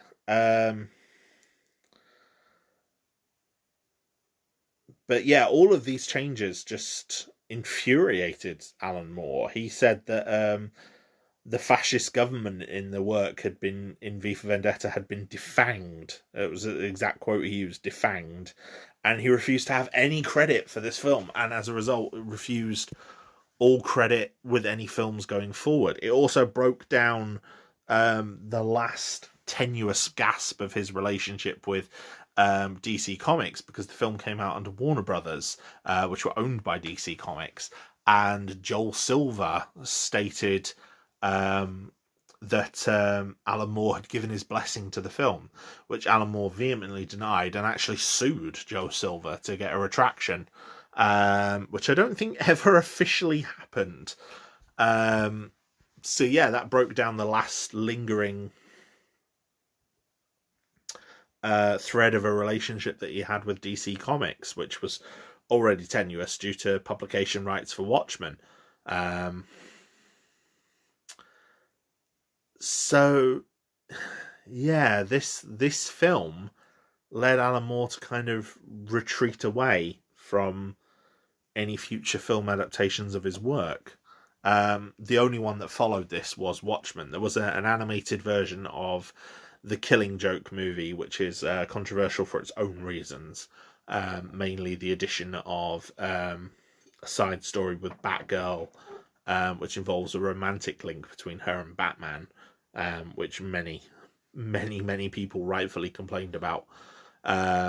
But as far as the actual adaptation of the Killing Joke portion of the story, it's that bit is handled relatively well. So, although as I've said before, the Killing Joke does have its own issues. For example, the fridging of Batgirl.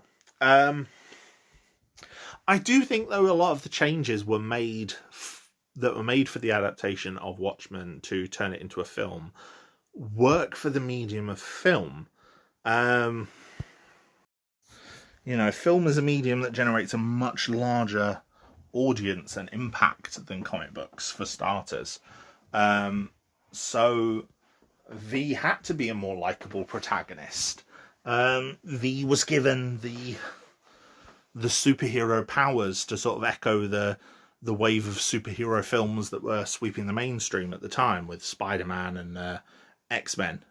So those changes are somewhat justified, and some of the and the changes to the political stances do reflect what we were seeing in the world at the time, with the war on terror, and specifically the Bush government in America and the Blair government in the UK, and the sort of reactions that they were getting from people, along with the wars in Afghanistan and Iraq. Other changes like streamlining Creedy's involvement, and Finch, and the backstabbing between them all, works for the film. I think a lot of the scenes with Harper and Hella were using the expansive cast of the comic. The film, you don't have that much leeway to develop that many characters, so sort of tightening the screws on it and using just the essential ones, I think, worked. I don't think any of the changes drastically changed the story itself. I think, to me, the most important parts of the work are still there.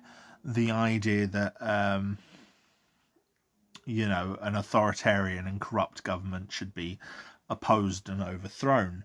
The key message of Valerie's letter about integrity, and how in that last inch of integrity you are free.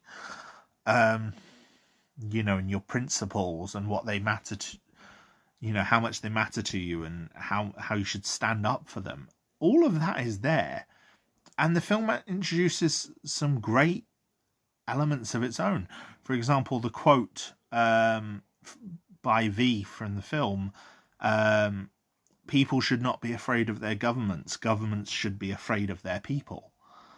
That's a great line that encompasses a lot of, a lot of post-2000s political discourse, both in America and Britain, with some of the governments we've had. A lot of people do feel afraid of the government, and the idea that, no, the government should be afraid of us. We're the people that vote them in. We're the people that give them power. We're the people that can take their power away. So I think a lot of that was done well. I think the addition of the St. Mary's subplot, it explains how Norsefire came to power in a more believable way than having a Third World War, a nuclear war. And I think that's fair. I think that's necessary for the adaptation.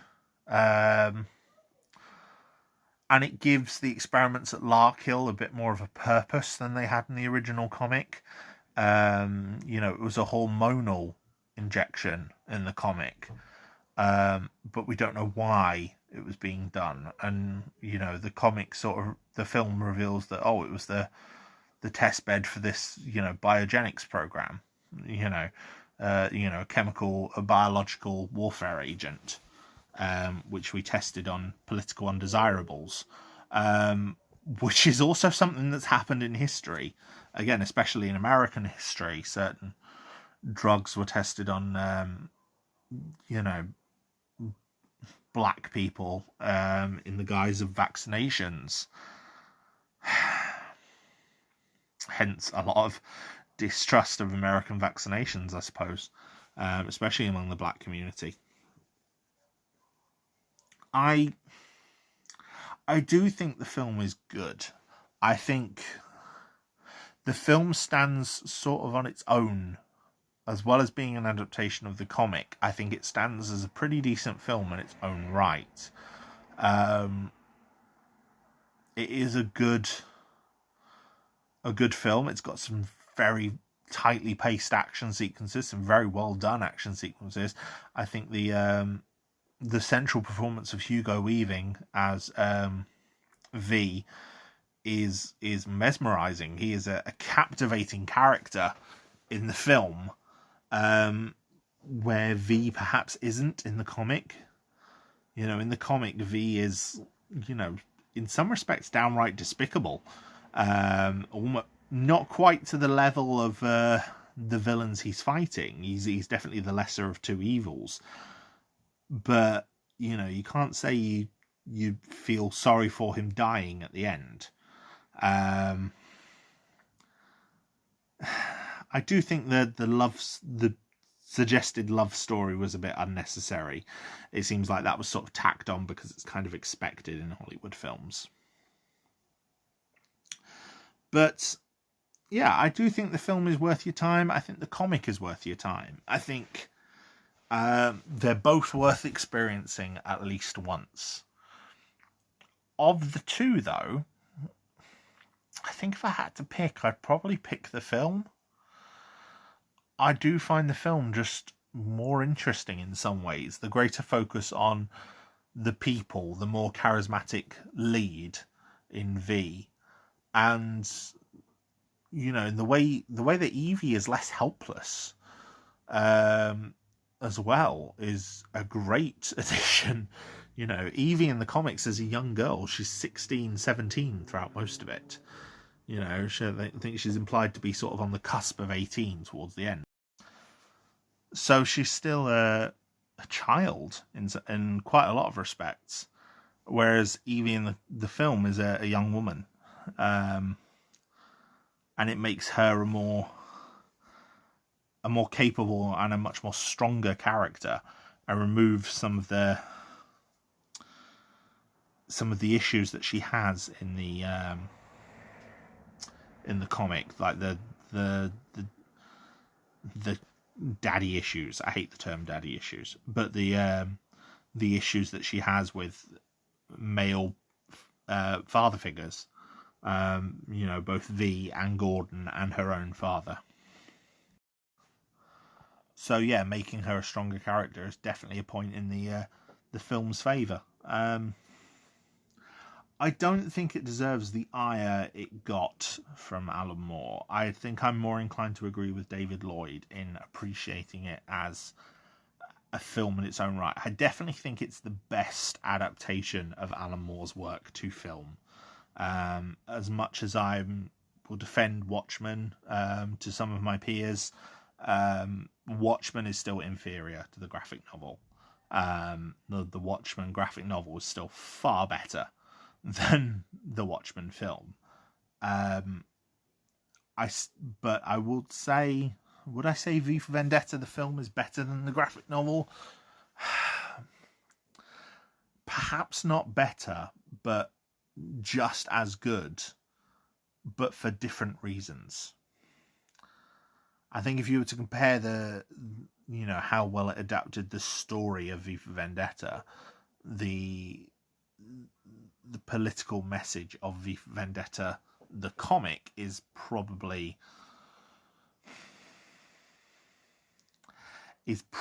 better.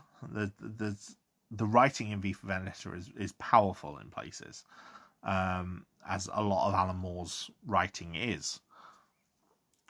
But the film has its own merit, and it stands on its own merit. So yeah, I do think it's a great film. It's a great adaptation. You know, it's a good experience as well.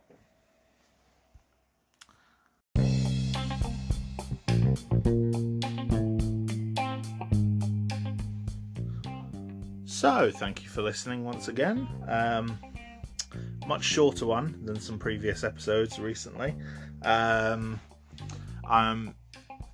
much as I enjoy making some of the larger topics that I think I can talk for ages about, I think while I could talk more about Alan Moore and his work, I could do a similar sort of analysis within this episode to Watchmen, for example. I do think the tight focus on something like V for Vendetta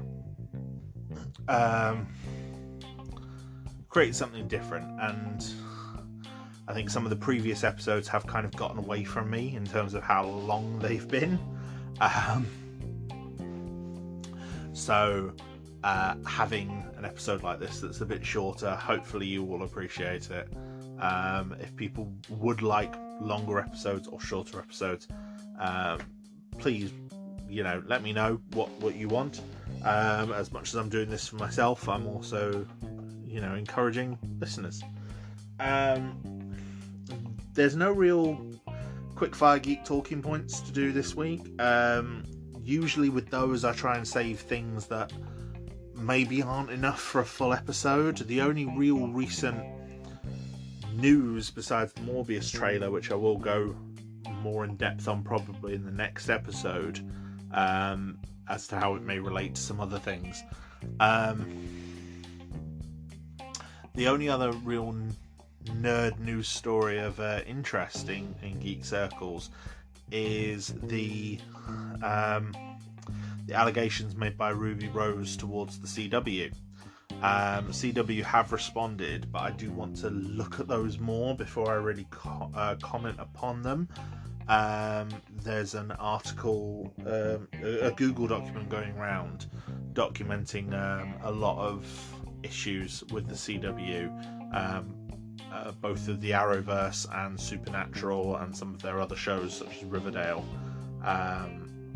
It might be enough to turn an episode into it, to focus an episode on next year. I'm not sure. I want to have a real look through this stuff first, before I decide to comment on it, because it's a bit charged, shall we say.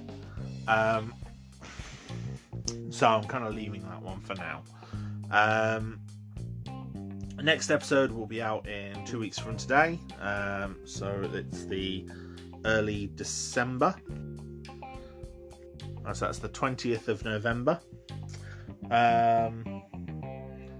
And as I said before, I did have a plan for it previously, but that involved a deadline which I've been unable to meet, unfortunately. So instead I'm going to be looking at Eternals, which is the latest offering from Marvel Studios. It's having a bit of a mixed reception. It's the first Marvel film that's really had a mixed reception for a while, among critics. And I'm very, very interested to sort of watch it and experience it for myself. It's not releasing until tomorrow, as I'm recording this, which is the 5th of November. So I have my ticket booked.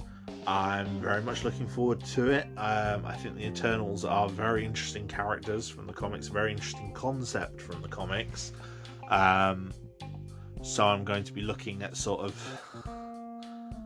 some of their comic book origins, but I'm more going to be focusing on how it relates to the MCU as a whole.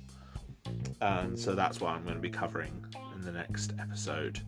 After that, there's just one more episode this year, which is on December the 4th. And that episode is a look. I can't remember if I'd said it before. It's going to be a look on Lord of the Rings 20 years afterwards. 20 years out from the original Lord of the Rings films. The original Lord of the Rings films, as if there are others. There are, but there's previous ones, but we don't count those. But yeah, Peter Jackson's Lord of the Rings trilogy turns 20 years old this year. So I'm going to be having a good look back on them and viewing them with a more modern eye, and hopefully I can take the nostalgia goggles off and give them a good solid evaluation. I'm going to look through the appendixes as well, and on all the extended cut content, so to see if there's anything in there worth discussing and talking about, because a lot of people won't look through that stuff.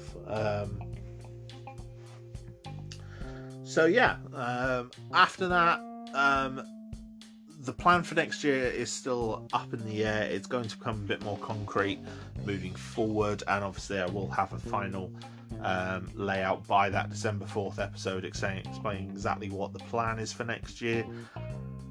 I was thinking of coming back sort of towards the end of January to do an episode from there, but I'm actually thinking that I might take all of January off, and in that time work on transitioning the podcast to YouTube, and getting all the existing episodes up on there, so that when new episodes release, they can release in the podcast format on whatever application you're listening to this on, and on YouTube as well. Just because many people have commented to me that they would like to listen to it on there. So that's going to be something that I address for some of the early part of next year. I have many topics in mind for the future. Some more obscure, some things I just want to talk about that I think might be fun to talk about. And obviously, film universes are continuing. There's a lot of good films coming up and ideas to discuss. So hopefully you'll join me through all of it. All the social media links will be up in a minute. Please reach out and get in touch with me if you have anything you want to say, any feedback you want to give me. It's always welcome. And until next time, look after yourselves, take care, look after your mental health and your physical health, both just as important as each other. Wear a mask if you need to. Take care of yourself, get the vaccine if you're able, and hopefully you can all join me again next episode.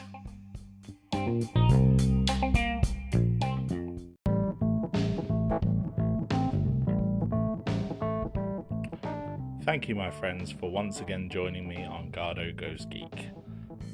Your continued support for this podcast means the absolute world to me, and I am grateful for every single one of you who stays and listens to one of my episodes. It means the absolute world. Now, if you would like to engage more with me or the podcast, we have a Discord community, small but growing, and we now have commissions open on Ko-Fi. So if there's a topic you would like to see me cover, you can pay me to cover it. All funds will be used for legal purchase of the relevant items where I do not have them. Have a look on the link tree for more information. Until next time, look after yourselves.